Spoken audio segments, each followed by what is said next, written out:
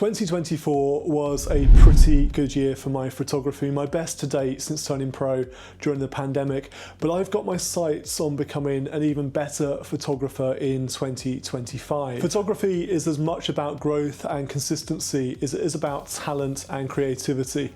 So I'm determined to sharpen my skills and put in practice a number of habits to become an even better photographer next year. In this video, I'm sharing the 7 habits I'll be carrying over into 2025 to sharpen my skills, expand my portfolio, and become an even better photographer in 2025. The first habit is simply to take more photos. There's an often quoted saying by Henri Cartier-Bresson that the first 10,000 photos you take are your worst. I think in the digital age, it's probably the first 100,000 photos you take. It's so easy to fire off frame after frame. You need to take a lot of bad photos before you start taking consistently good photos. Quantity in photography leads to quality. It helps you to improve your muscle memory, to spot opportunities for fantastic compositions and lighting very quickly. So the more photos you take, the better you become. As long as it's considered practice, as long as you're taking photographs and reviewing them afterwards, understanding what went well about the photo, what went poorly, what you can do better next time. So in 2025, I'm planning to take a lot more photos, if that's even possible. I seem to take a lot already. It's often said that the best camera you have is the one that's with you at the time, but there's really no excuse not to have your best camera with you. I need to start carrying my A camera around with me a lot more often through everyday situations, because there's often opportunities to take photos, and it's always when I don't have a camera with me, I always have my iPhone with me, but when I don't have one of my proper cameras with me, that the best photograph opportunities will present themselves. The second habit for me in 2025 will be to attend more studio days and also host more test shoots. Lighting is often what makes or breaks a photograph, so I want to get better at my studio lighting and also better at using artificial light in natural lighting situations.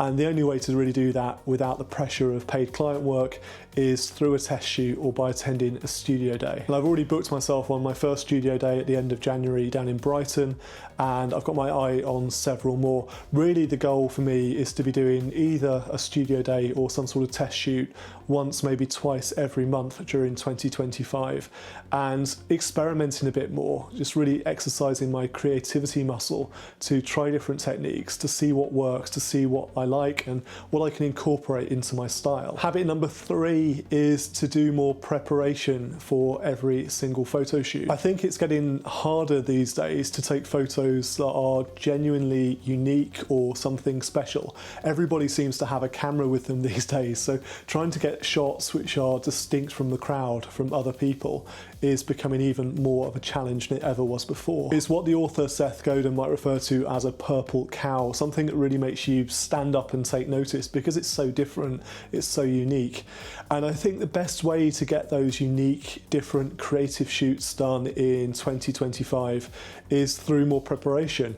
It's about creating a mood board for every shoot I go out and do, and to think big as well. Don't sort of limit myself by what I've done in the past, but think about what I could do in the future and seek more inspiration, not just from the world of photography, but from every aspect of the world out there. So always be looking for creative ideas. Habit number 4 for me in 2025 is to practice some sort of gear minimalism. Now, photography YouTube is a dangerous place when it comes to gear. We can often get this shiny object syndrome because all of the photography influencers are out there talking about the latest and greatest camera bodies and lenses, accessories.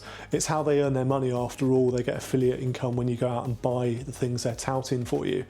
But we don't need more gear. We just need to use the gear and the kit we've got better and more of it. We've probably already got the gear or can get access to the gear that we need to take the photos that we want. My own photography gear cupboard is significantly more minimalist than it used to be. It's still pretty extensive. There's less in there today than there was last year, for example. But I need to accept that I've got everything I need to take the photos I want to be taking. Yeah, I'm running with 2 brand new mirrorless bodies, which are full frame, 4 lenses, everything from a 50mm 1.4 prime up to a 150 to 600 telephoto. I've got a couple of drones. I've got 3 studio strobes and 2 speed lights, all the modifiers that go with them. I've got this camera I'm shooting on now, the DJI Osmo 3. I've got enough stuff. I have to stop being swayed by these photography influencers that what I need to take my photography to the next level is a bigger, better, more expensive camera. Yes, I would love to have the budget to go out there and buy myself a Hasselblad in 2025. Who knows, it might happen. But I have to accept that it's not about the gear, it's about making the best of what you've currently got. Habit number 5 in 2025 is to try and get into more interesting places and people. Now, for me, one of the reasons I love photography and I do what I do is about access. It's access to interesting places, it's access to interesting people. And I need to make a concerted effort to get in front of the right people and to get tickets and passes to attend the right events.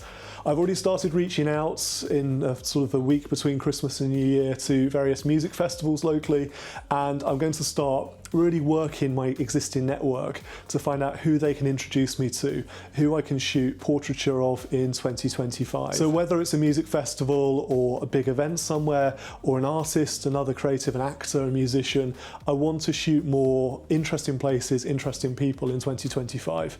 And I know by doing so, my photography will dramatically improve. Habit number 6 in 2025 is to embrace different styles of photography.